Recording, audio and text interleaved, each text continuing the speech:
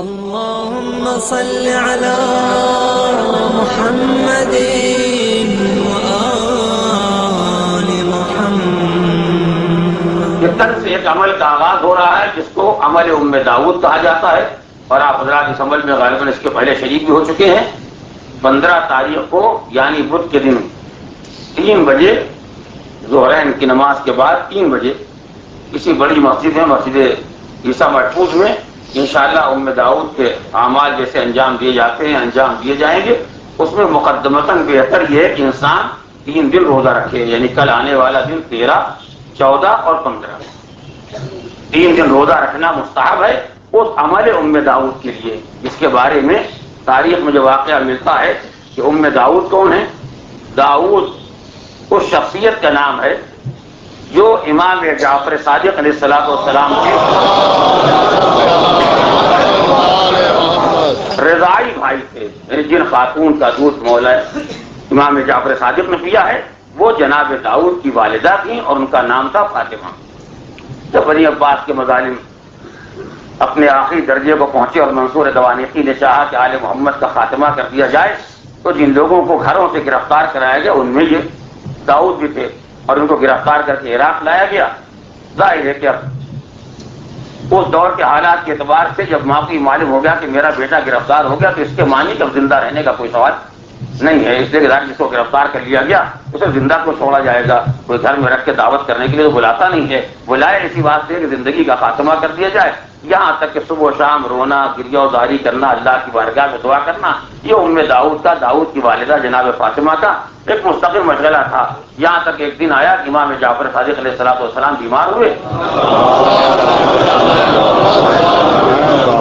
اور جناب فاطمہ اس رشتے کی بنیاد پر، اس محبت کی بنیاد پر، اس لیے کہ ظاہر ہے کہ امام کو پالا ہے، آئی عیادت کے واسطے مزاج پرسی کی، آپ کا مزاج کیسا ہے، آپ کیسے ہیں؟ فرمایا کہ صحت نامساعد ہے، نامناسب ہے، پروردگار عالم انشاءاللہ شفا و صحت دے گا، کوئی ایسی پریشانی کی بات نہیں ہے۔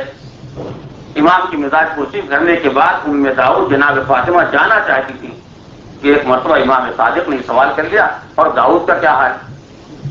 اب کسی ماں کے سامنے اس کے ایسے بیٹے کا ذکر آ جائے جو مدتوں سے غائب ہے اور ایسے ظالموں جلادوں کے ہاتھ میں ہے جنہوں نے کبھی کسی کو زندہ نہیں چھوڑا ہے، خصوصیت کے ساتھ بنی ہاشم اور اولاد فاطمہ زہرا، ان کے زندہ رہنے کا کیا سوال ہے؟ وہ یہ سننا تھا، جیسے معلوم ہوتا تھا کہ فاطمہ کی آنکھوں سے آنسوؤں کا چشمہ ہو گیا، بے قرار ہو کے رونا شروع کیا۔ فرزند رسول نے پوچھا آپ اس قدر بے قرار ہو کے کیوں رو رہی ہیں؟ تب میں نے آپ سے گزارش نہیں کہ زمانہ ہو گیا، وقت گزر گیا جب داؤد کو منصور دوانیقی کے سپاہی گرفتار کر کے لے گئے اور مجھے آج تک ان کی خبر نہ مل سکی۔ کچھ لوگ کہتے ہیں کہ ان کو قتل کر دیا گیا اور کچھ لوگ کہتے ہیں کہ ان کو زندہ دیوار میں چھوڑ، اس لیے اس زمانے میں اولاد فاطمہ کے ساتھ ایک برتاؤ یہ بھی ہوتا تھا، یعنی وہ بہرحال خوش قسمت ہوتا تھا جس کو قتل کر دیا جائے، اس لیے کہ قتل بہرحال ایک آسان مسئلہ ہوتا ہے کہ کسی کے گلے کو خنجر چل جائے، تلوار چل جائے اور زندگی کا خاتمہ ہو جائے، اس ظلم کے مقابلے میں اس کو زندہ دیوار میں چن دیا جائے۔ لہٰذا دونوں طرح کی خبریں آتی ہیں، خدا بہتر جانتا ہے کہ میرا بیٹا زندہ ہے یا اس کو قتل کر دیا گیا یا دیوار میں چن دیا گیا۔ میں تو تقریباً اس کی زندگی سے مایوس ہو گئی ہوں۔ غالباً یہ زمانہ ماہ جمادی ثانیہ کا تھا، رجب سے پہلے، اس لیے کہ امام صادق نے فرمایا کہ آپ اس قدر پریشان کیوں ہیں؟ ارے رجب کا مہینہ آ رہا ہے، بابرکت مہینہ آ رہا ہے، اس مہینے میں جو دعا کرے گا انسان پروردگار عالم اس کی دعا کو رد نہیں کرے گا۔ اگر خلوص دل سے دعا کرے کہ آپ بتائیے میں کیا کروں؟ کہا جب ماہ رجب آ جائے تو ماہ رجب کی 13، 14، 15 3 دن آپ روزہ رکھیے گا، اور 15 تاریخ کو دعا استفتاح، جو دعائیں جو اعمال کیے جاتے ہیں یہ اعمال انجام دینا، نماز ظہرین کے بعد 8 رکعت نماز پڑھنا، اس وقت قرآن کے سورے ہیں، دعائیں ہیں، آپ انہیں پڑھیے گا۔ اس کے بعد دیکھیے پروردگار عالم اس عمل کے توفیق میں آپ کو کیا خوشخبری سناتا ہے اور کیا انتظام ہوتا ہے آپ کے بچے کے واسطے۔ یہاں تک وہ دن آیا اور جناب فاطمہ کہتی ہے میں نے روزہ رکھا اور 15 تاریخ آئی، میں نے عمل کیا، اور عمل کرنے کے بعد جب صادق آل محمد کی خدمت میں حاضر ہوئی تو آپ نے فرمایا مادر گرامی مبارک ہو، آپ کا فرزند آ رہا ہے۔ کیا میرا لال زندہ ہے؟ کہا بے شک زندہ ہے۔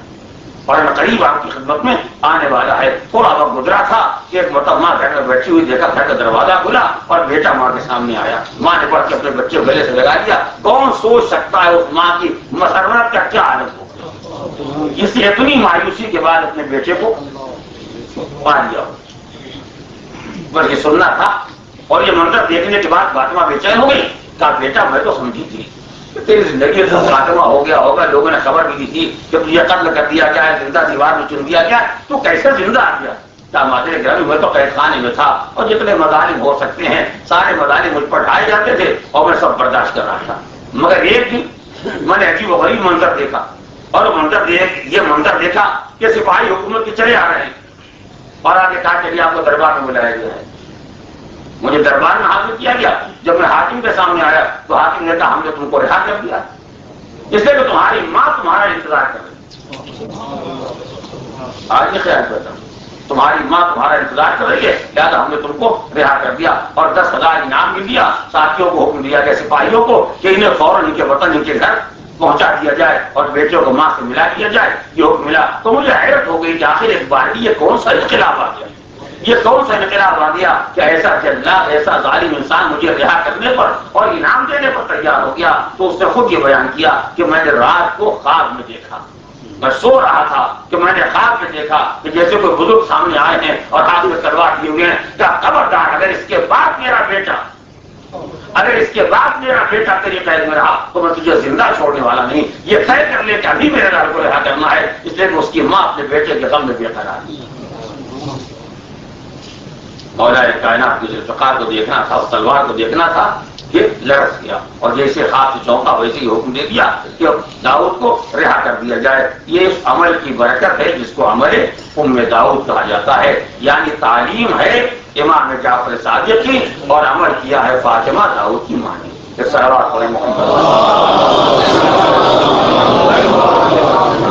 اس سائڈ میں چھوٹی سی بات میں نے بار عرض کی ہے مگر جانے کے لیے گزارش کر رہا ہوں, اور وہ یہ ہے کہ اگر کسی آدمی کے ذمہ ماہ رمضان کا یا کوئی واجب روزہ باقی ہے تو وہ سنتی روزہ نہیں رکھ سکتا ہے. لہذا اگر کسی کے ذمہ واجب روزہ باقی ہے اور وہ یہ عمل کرنا چاہتا ہے تو کل پرسوں نرسوں جو روزہ رکھے گا اسے قضا کی نیت سے رکھے. پروردگار عالم کے خزانے کرم میں کوئی کمی نہیں ہے. انشاءاللہ قضا کا روزہ بھی پورا ہو جائے گا اور اس دن کے روزے کا جو اجر و ثواب ہے وہ پروردگار عنایت کرے گا. اس لیے وہ تو ہماری نیتوں کو دیکھنا چاہتا ہے, مطلب اس کے سامنے ہمارے اعمال کی کیا حقیقت ہے. فقط دیکھنا چاہتا ہے کہ بندوں میں کتنا جذبہ بندگی پایا جاتا ہے. بڑی انسان راہ بندگی پر آ جائے کرم خدا تو خود پڑھ کے استقبال کرتا ہے. اللہ خود آواز دیتا ہے جب بندہ میری طرف ایک قدم آگے بڑھتا ہے تو رحمت 10 قدم پڑھ کے استقبال.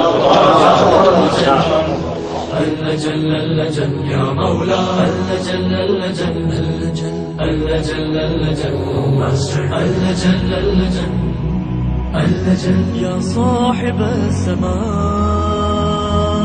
اللجن